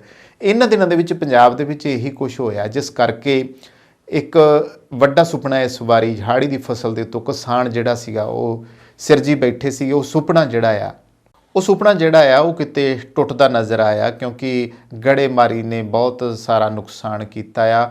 ਮੁਕਤਸਰ ਜ਼ਿਲ੍ਹਾ ਹੋ ਗਿਆ, ਮੋਗਾ ਜ਼ਿਲ੍ਹਾ ਹੋ ਗਿਆ, ਫਰੀਦਕੋਟ ਹੋ ਗਿਆ, ਔਰ ਫਾਜ਼ਿਲਕਾ ਦੇ ਵਿੱਚ ਤਾਂ ਵਾਲਕੈਨੋ ਆਇਆ, ਜਿਹਨੂੰ ਅਸੀਂ ਪੰਜਾਬੀ ਵਾਲੇ ਇੱਧਰ ਵਾਵਰੋਲੇ ਅਸੀਂ ਕਹਿੰਦੇ ਆ, ਟਾਰਨੇਡੋ ਆਮ ਉਹ ਵੀ ਕਿਹਾ ਜਾਂਦਾ ਆ। ਆਮ ਇਹ ਵੀ ਕਿਹਾ ਜਾਂਦਾ ਹੈ ਕਿ ਜਿਹੜਾ ਸੀਗਾ ਉਹ ਘੁੰਮਣ ਘੇਰੀਆਂ ਆ ਗਈਆਂ ਨੇ, ਅਤੇ ਉਹ ਘੁੰਮਣ ਘੇਰੀ ਵਾਲੀ ਹਾਲਾਤ ਇਹ ਬਣੀ ਵੀ ਘਰਾਂ ਦੇ ਵਿੱਚ ਜਾਂ ਬਾਹਰ ਖੇਤਾਂ ਵਿੱਚ ਲੱਗੇ ਪੁਰਾਣੇ ਤੋਂ ਪੁਰਾਣੇ ਜਿਹੜੇ ਦਰਖਤ ਸੀ ਨਾ, ਉਹ ਵੀ ਮੁੱਢੋਂ ਪੁੱਟ ਸਿੱਟੇ ਆ, ਘਰਾਂ ਦੀਆਂ ਛੱਤਾਂ ਉਡਾਤੀਆਂ, ਘਰਾਂ ਦੇ ਉੱਤੇ ਪਿੰਡਾਂ 'ਚ ਜਿਹੜਾ ਪਿਆ ਸੀ ਸਮਾਨ ਉਹ ਚੱਕਤਾ, ਕਈਆਂ ਘਰਾਂ ਦੇ ਏਸੀ ਖੇਡ 'ਤੇ ਜਿਹੜੀਆਂ ਕੰਧਾਂ ਸੀਗੀਆਂ ਉਹ ਪੱਟੀਆਂ ਗਈਆਂ, ਫਸਲਾਂ ਵਿਛ ਗਈਆਂ, ਅਤੇ ਕਈ ਜਗ੍ਹਾ 'ਤੇ ਜੋ ਵੀ ਸਮਾਨ ਜਿੱਥੇ ਵੀ ਆਏ, ਇੱਥੋਂ ਤੱਕ ਕਿ ਜਿਹੜੀਆਂ ਕਈਆਂ ਦੇ ਵਿਹੜਿਆਂ ਦੇ ਵਿੱਚ ਕੋਈ ਜਿਹੜੇ ਸਮਾਨ ਪਏ ਸੀਗੇ, ਜਿਹੜੇ ਖੇਤਾਂ 'ਚ ਘਰ ਸੀ, ਉਹ ਤਾਂ ਪਤਾ ਹੀ ਨਹੀਂ ਕਿੱਥੇ ਛਿਤਮ ਹੀ ਹੋ ਗਿਆ। ਇਹ ਸਥਿਤੀ ਬਣੀ ਆ। ਪਰ ਹੁਣ ਜੇ ਦੇਖੋ ਵੀ ਇੰਨਾ ਜਿਹੜਾ ਸਮਾਨ ਸੀ ਉਹ ਪਲਟਾ ਮਾਰਿਆ ਇਸ ਤੂਫਾਨ ਨੇ, ਇਸ ਝੱਖੜ ਨੇ, ਅਤੇ ਜਿਹੜੇ ਫਸਲਾਂ ਸੀਗੀਆਂ ਉਹਨਾਂ ਦਾ ਕੀ ਬਣਨਾ ਸੀ? ਉਹ ਜਿਹੜੀਆਂ ਫਸਲਾਂ ਆ ਉਹਨਾਂ ਦਾ ਵੀ ਜਿਹੜਾ ਸੀ ਬਹੁਤ ਜ਼ਿਆਦਾ ਨੁਕਸਾਨ ਹੋਇਆ। ਜਿਹੜੇ ਕਿੰਨੂ, ਸੰਤਰੇ ਜਾਂ ਇਹ ਜਿਹੜੇ ਬਾਗ ਲੱਗੇ ਵੀ ਸੀ ਅਮਰੂਦਾਂ ਦੇ, ਬੇਰਾਂ ਦੇ, ਉਹ ਬਾਗ ਵੀ ਪੱਟੇ ਗਏ ਆ। ਅਤੇ ਵੱਡੀ ਸਥਿਤੀ ਇਹ ਸੀ ਵੀ ਹੁਣ ਤਾਂ ਦੇਖੋ ਆਹ ਮਾਰਚ ਦਾ ਮਹੀਨੇ ਦਾ ਐਂਡ ਆ, ਅਤੇ ਅੱਗਾਂ ਅਪ੍ਰੈਲ ਚੜ੍ਹਨ ਵਾਲਾ, ਅਤੇ ਵਿਸਾਖੀ ਦਾ ਅਸੀਂ ਢੋਲ ਜਿਹੜਾ ਆ ਉਹ ਅਗਲੇ ਮਹੀਨੇ ਦੇ ਅੱਧ ਤੱਕ ਵਜਾ ਦੇਣਾ ਸੀਗਾ ਕਿ ਹੁਣ ਫਸਲਾਂ ਪੱਕ ਗਈਆਂ ਨੇ ਕਣਕਾਂ ਦੀਆਂ, ਅਤੇ ਹੁਣ ਵਾਢੀ ਹੋਊਗੀ ਸ਼ੁਰੂ। ਪਰ ਨਹੀਂ ਪਤਾ ਸੀ ਕਿ ਇਸ ਨੂੰ ਕਹਿੰਦੇ ਆ ਹੋਣੀ ਦਾ ਆਉਣਾ। ਇਹ ਹੋਣੀ ਹੈ ਕਿ ਜਦੋਂ ਜਿਹੜੀਆਂ ਪੱਕੀਆਂ ਹੋਈਆਂ ਫਸਲਾਂ ਦੇ ਉੱਤੇ ਜਿਹੜੀ ਆ ਇਹ ਕੁਦਰਤੀ ਆਫਤ ਆਈ ਆ। ਅਤੇ ਹੋਰ ਕਈ ਵਾਰੀ ਕਹਿੰਦੇ ਮਿਹਨਤ ਕਸ਼ ਕਿਸਾਨ ਨੂੰ ਨਹੀਂ ਮਾਰ ਸਕਦੀਆਂ ਚੀਜ਼ਾਂ, ਮਾਰਦੀ ਆ, ਅਤੇ ਫਿਰ ਕੁਦਰਤੀ ਮਾਰਦੀ ਆ। ਜਦੋਂ ਮਾਰਦੀ ਆ ਅਤੇ ਇਸ ਕੁਦਰਤ ਦਾ ਜਿਹੜਾ ਕਹਿਰ ਆ ਉਹ ਹੁਣ ਕਿਸਾਨਾਂ ਦੇ ਉੱਤੇ ਵਗਿਆ। ਪੰਜਾਬ ਅਤੇ ਹਰਿਆਣਾ ਵਿੱਚ ਬਾਰਿਸ਼ਾਂ ਨੇ ਕਣਕ ਦੀ ਫਸਲ ਨੂੰ ਵੱਡਾ ਨੁਕਸਾਨ ਪਹੁੰਚਾਇਆ, ਕਿਉਂਕਿ ਕਣਕ ਦੀ ਫਸਲ ਪੱਕਣ ਦੇ ਉੱਤੇ ਆਈ ਸੀਗੀ। ਹੁਣ ਸੂਬਾਈ ਸਰਕਾਰਾਂ ਨੇ ਗਿਰਦਾਵਰੀਆਂ ਕਰਨ ਦੇ ਆਦੇਸ਼ ਦਿੱਤੇ ਆ, ਅਤੇ ਪ੍ਰਕਿਰਿਆ ਪੂਰੀ ਹੋਣ ਤੋਂ ਬਾਅਦ ਰਾਹਤ ਮਿਲਣ ਦੀ ਉਮੀਦ ਹੈ। ਬੇਮੌਸਮੇ ਮੀਂਹ ਕਾਰਨ ਦਾਣਾ ਛੋਟਾ ਹੋਊਗਾ ਅਤੇ ਝਾੜ ਜਿਹੜਾ ਆ ਉਹ ਘਟੂਗਾ। ਕਈ ਇਲਾਕਿਆਂ ਵਿੱਚ ਇਹ ਘਾਟ ਬਹੁਤ ਜ਼ਿਆਦਾ ਹੋ ਸਕਦੀ ਹੈ। ਦਾਣਿਆਂ ਦੀ ਗੁਣਵੱਤਾ ਜਿਹੜੀ ਹੈ ਉਹਦੇ ਉੱਤੇ ਅਸਰ ਹੋਣ ਕਾਰਨ ਭਾਅ ਘੱਟ ਮਿਲਣ ਦੀ ਸੰਭਾਵਨਾ ਆ। ਇਸ ਤੋਂ ਇਨਕਾਰ ਨਹੀਂ ਕੀਤਾ ਜਾ ਸਕਦਾ। ਕਈ ਇਲਾਕਿਆਂ ਵਿੱਚ ਫਸਲ ਜਿਹੜੀ ਆ ਬਿਲਕੁਲ ਵਿਛ ਗਈ ਹੈ, ਅਤੇ ਕੰਬਾਈਨਾਂ ਨਾਲ ਕਟਾਈ ਕਰਨੀ ਕਾਫੀ ਔਖੀ ਹੋਊਗੀ। ਪ੍ਰਚਲਿਤ ਨਿਯਮਾਂ ਦੇ ਅਨੁਸਾਰ ਕਿਸਾਨਾਂ ਨੂੰ ਹੋਏ ਨੁਕਸਾਨ ਲਈ ਰਾਹਤ ਦਿੱਤੀ ਜਾਂਦੀ ਹੈ, ਅਤੇ ਕੁਝ ਬੁਨਿਆਦੀ ਖਰਚਿਆਂ ਤੱਕ ਮਹਿਦੂਦ ਹੁੰਦੀ ਆ। ਨਾ ਤਾਂ ਕਿਸਾਨਾਂ ਨੂੰ ਆਮਦਨ ਵਿੱਚ ਹੋਏ ਨੁਕਸਾਨ ਦੀ ਭਰਪਾਈ ਹੁੰਦੀ ਆ, ਨਾ ਹੀ ਉਹਨਾਂ ਦੇ ਪਰਿਵਾਰ ਤੇ ਹੋਰ ਕਿਰਤੀਆਂ ਦੁਆਰਾ ਕੀਤੀ ਗਈ ਮਿਹਨਤ ਦਾ ਪੂਰਾ ਮੁਆਵਜ਼ਾ ਮਿਲਦਾ। ਕਿਰਤੀਆਂ ਦੀ ਅਸੀਂ ਗੱਲ ਕਰ ਰਹੇ ਸੀ ਕਿ ਕਿਰਤੀਆਂ ਨੂੰ ਵੀ ਉਹਨਾਂ ਦਾ ਜਿਹੜਾ ਹੱਕ ਆ ਉਹ ਮਿਲਣਾ ਚਾਹੀਦਾ ਆ, ਉਹਨਾਂ ਦੀ ਮਿਹਨਤ ਦਾ ਪੂਰਾ ਮੁਆਵਜ਼ਾ ਮਿਲਣਾ ਚਾਹੀਦਾ ਆ, ਜੇ ਨੁਕਸਾਨ 75% ਤੋਂ ਜ਼ਿਆਦਾ ਹੋਵੇ। ਇਸ ਤਰ੍ਹਾਂ ਮੌਜੂਦਾ ਜਿਹੜੀਆਂ ਨੀਤੀਆਂ ਆ ਕਿਸਾਨ ਨੂੰ ਸੀਮਤ ਰਾਹਤ ਦੇਣ ਤੱਕ ਮਹਿਦੂਦ ਹੈ। ਇਸ ਵੇਲੇ ਸਾਰੀ ਦੁਨੀਆ ਵਿੱਚ ਕਣਕ ਦੀ ਮੰਗ ਵਧੀ ਹੋਈ ਆ। ਰੂਸ ਯੂਕਰੇਨ ਜੰਗ ਕਾਰਨ ਕਈ ਦੇਸ਼ ਜਿਨ੍ਹਾਂ ਵਿੱਚ ਮਿਸਰ, ਇੰਡੋਨੇਸ਼ੀਆ, ਪਾਕਿਸਤਾਨ ਆਦਿ ਸ਼ਾਮਲ ਨੇ, ਨੂੰ ਅਨਾਜ ਦੀ ਤੋਟ ਦਾ ਸਾਹਮਣਾ ਕਰਨਾ ਪੈ ਰਿਹਾ। ਘਾਟ ਹੈ ਨਾ। ਬਾਰਿਸ਼ ਨਾਲ ਹੋਏ ਨੁਕਸਾਨ ਤੋਂ ਪਤਾ ਲੱਗਦਾ ਹੈ ਕਿ ਕਿਸਾਨ ਦੀ ਸਥਿਤੀ ਕਿਵੇਂ ਡਾਵਾਂਡੋਲ ਰਹਿੰਦੀ ਹੈ। ਸਾਡੇ ਦੇਸ਼ ਦੀ ਵਸੋਂ ਦਾ ਵੱਡਾ ਹਿੱਸਾ ਖੇਤੀ 'ਤੇ ਨਿਰਭਰ ਹੈ। ਮੌਸਮ ਵਿੱਚ ਤਬਦੀਲੀਆਂ ਕਾਰਨ ਕਿਸਾਨ ਹੀ ਨਹੀਂ ਸਗੋਂ ਉਹਨਾਂ ਦੇ ਪਰਿਵਾਰ ਜਿਹੜੇ ਆ ਉਹ ਵੀ ਪ੍ਰਭਾਵਿਤ ਹੁੰਦੇ ਆ। ਉਹਨਾਂ ਦੀ ਆਮਦਨ ਘਟਣ ਨਾਲ ਕਈ ਜਿਹੜੀਆਂ ਆ ਔਕੜਾਂ ਆਉਂਦੀਆਂ ਨੇ, ਜਿਨ੍ਹਾਂ ਵਿੱਚੋਂ ਮੁੱਖ ਬੈਂਕਾਂ ਅਤੇ ਆੜ੍ਹਤੀਆਂ ਦੇ ਕਰਜ਼ੇ ਵਾਪਸ ਨਾ ਕਰ ਸਕਣਾ ਮੁੱਖ ਹੈ। ਕਰਜ਼ੇ ਨਾ ਮੋੜਨ ਜਾਂ ਅੱਧ ਪਚੱਦੇ ਵਾਪਸ ਕਰਨ ਨਾਲ ਕਿਸਾਨਾਂ ਨੂੰ ਹੋਰ ਮੁਆਵਜ਼ਾ ਜੋ ਆ ਉਹ ਦੇਣਾ ਪੈਂਦਾ ਹੈ, ਅਤੇ ਉਹ ਹੋਰ ਕਰਜ਼ੇ ਦੇ ਵਿੱਚ ਡੁੱਬਦੇ ਜਾਂਦੇ ਆ। ਹੁਣ ਜੋ ਇਹਨਾਂ ਦਿਨਾਂ 'ਚ ਸਥਿਤੀ ਬਣੀ ਆ ਉਹ ਇਹ ਹੈ ਕਿ ਪੰਜਾਬ ਦੇ ਕਈ ਜ਼ਿਲ੍ਹਿਆਂ, ਜਿਵੇਂ ਮੈਂ ਪਹਿਲਾਂ ਜ਼ਿਕਰ ਕੀਤਾ ਕਿ ਫਿਰੋਜ਼ਪੁਰ, ਲੁਧਿਆਣਾ, ਬਠਿੰਡਾ ਵਿੱਚ ਸਧਾਰਨ ਤੋਂ 4.5 ਗੁਣਾ ਯਾਨੀ 300 ਤੋਂ 350% ਤੱਕ ਜਿਹੜੀ ਆ ਉਹ ਬਾਰਿਸ਼ ਹੋਈ ਆ। ਬਰਨਾਲੇ ਵਿੱਚ ਸਭ ਤੋਂ ਜ਼ਿਆਦਾ 6.12% ਵੱਧ ਮੀਂਹ ਪਏ ਆ, ਅਤੇ ਲੁਧਿਆਣੇ ਵਿੱਚ ਆਮ ਨਾਲੋਂ ਤਿੱਗਣੀ ਜਿਹੜੀ ਹੈ ਉਹ ਬਾਰਿਸ਼ ਹੋਈ ਆ। ਕਪੂਰਥਲਾ ਅਤੇ ਜਲੰਧਰ ਜ਼ਿਲ੍ਹੇ ਵੀ ਪ੍ਰਭਾਵਿਤ ਹੋਏ ਆ। ਸਮੁੱਚੇ ਪੰਜਾਬ ਵਿੱਚ ਆਮ ਤੋਂ 2.5 ਗੁਣਾ ਜ਼ਿਆਦਾ ਬਾਰਿਸ਼ ਹੋਈ ਆ। ਹਰਿਆਣੇ ਦੇ ਕੁਰੂਕਸ਼ੇਤਰ, ਗੜਗਾਉਂ, ਮਹਿੰਦਰਗੜ੍ਹ, ਪਲਵਲ, ਚਰਖੀ ਦਾਦਰੀ, ਝੱਜਰ, ਨੂੰਹ, ਸੋਨੀਪਤ ਅਤੇ ਹੋਰ ਜ਼ਿਲ੍ਹੇ ਵੱਡੇ ਪੱਧਰ ਦੇ ਉੱਤੇ ਪ੍ਰਭਾਵਿਤ ਹੋਏ ਆ। ਇਸ ਤਰ੍ਹਾਂ ਇਸ ਖੇਤਰ ਵਿੱਚ ਕਣਕ ਦਾ ਜਿਹੜਾ ਝਾੜ ਹੈ ਉਹ ਘਟੂਗਾ, ਅਤੇ ਕਿਸਾਨਾਂ ਨੂੰ ਸੰਕਟ ਦਾ ਸਾਹਮਣਾ ਕਰਨਾ ਪਊਗਾ। ਸੂਬਾ ਸਰਕਾਰ ਨੂੰ ਢੁਕਵੇਂ ਕਦਮ ਚੁੱਕਦਿਆਂ ਕਿਸਾਨਾਂ ਦੀ ਵੇਲੇ ਸਿਰ ਬਾਂਹ ਫੜਨੀ ਚਾਹੀਦੀ ਹੈ, ਅਤੇ ਇਸ ਵਿੱਚ ਪ੍ਰਸ਼ਾਸਕੀ ਰੁਕਾਵਟਾਂ ਨਾਲ ਫੀਤਾਸ਼ਾਹੀ ਨੂੰ ਸਜਗਤਾ ਨਾਲ ਦੂਰ ਕਰਨ ਦੀ ਜ਼ਰੂਰਤ ਹੈ। ਕੇਂਦਰ ਸਰਕਾਰ ਨੂੰ ਵੀ ਇਹਨਾਂ ਖੇਤੀ ਪ੍ਰਧਾਨ ਸੂਬਿਆਂ ਦੀ ਜਿਹੜੀ ਸਹਾਇਤਾ ਆ ਉਹ ਕਰਨੀ ਚਾਹੀਦੀ ਹੈ, ਤਾਂ ਕਿਸਾਨਾਂ ਦੀ ਆਮਦਨ ਘਟਣ ਨਾਲ ਜਿਹੜੇ ਆ ਕਿਉਂਕਿ ਅਰਥਚਾਰੇ ਤੇ ਪ੍ਰਭਾਵ ਪੈਂਦੇ ਆ। ਮੰਡੀ ਵਿੱਚ ਪਹਿਲਾਂ ਹੀ ਮੰਗ ਦਾ ਸੰਕਟ ਮੌਜੂਦ ਹੈ, ਇਸ ਲਈ ਸੰਕਟ ਕਾਰਨ ਕਿਸਾਨਾਂ ਦੀ ਆਮਦਨ ਘਟਣ ਦੇ ਨਾਲ ਇਹ ਮੰਗ ਹੋਰ ਘਟੂਗੀ। ਇਸ ਦਾ ਪ੍ਰਭਾਵ ਕਈ ਖੇਤਰਾਂ ਤੇ ਪਊਗਾ। ਫਿਰ ਮੈਂ ਜ਼ਿਕਰ ਕਰ ਲੈਂਦਾ ਕਿ ਰੂਸ ਯੂਕਰੇਨ ਜੰਗ ਨੇ ਦੱਸਿਆ ਹੈ ਕਿ ਖੇਤੀ ਕਿਸੇ ਵੀ ਦੇਸ਼ ਲਈ ਬੁਨਿਆਦੀ ਮਹੱਤਵ ਦਾ ਕੇਂਦਰ ਹੈ। ਕੇਂਦਰ ਤੇ ਸੂਬਾ ਸਰਕਾਰਾਂ ਇਸ ਮਾਮਲੇ ਦੇ ਉੱਤੇ ਅੱਗੇ ਆਉਣ ਤੇ ਤੇਜ਼ੀ ਨਾਲ ਕਾਰਵਾਈ ਕਰਨ। ਫਿਲਹਾਲ ਭਗਵੰਤ ਮਾਨ ਸਰਕਾਰ ਦੀ ਗੱਲ ਕਰ ਲੈਂਦੇ ਹਾਂ। ਭਗਵੰਤ ਮਾਨ ਸਰਕਾਰ ਦੇ ਵੱਲੋਂ ਉਹਨਾਂ ਦੇ ਮੰਤਰੀ, ਉਹਨਾਂ ਦੇ MLA ਵਿਧਾਇਕ ਆਪੋ ਆਪਣੇ ਇਲਾਕਿਆਂ ਦੇ ਵਿੱਚ ਜਾ ਕੇ ਸਰਵੇਖਣ ਵੀ ਕਰ ਰਹੇ ਆ। ਭਗਵੰਤ ਮਾਨ ਹੋਰਾਂ ਨੇ ਗਿਰਦਾਵਰੀਆਂ ਕਰਨ ਦਾ ਆਦੇਸ਼ ਵੀ ਦਿੱਤਾ ਆ।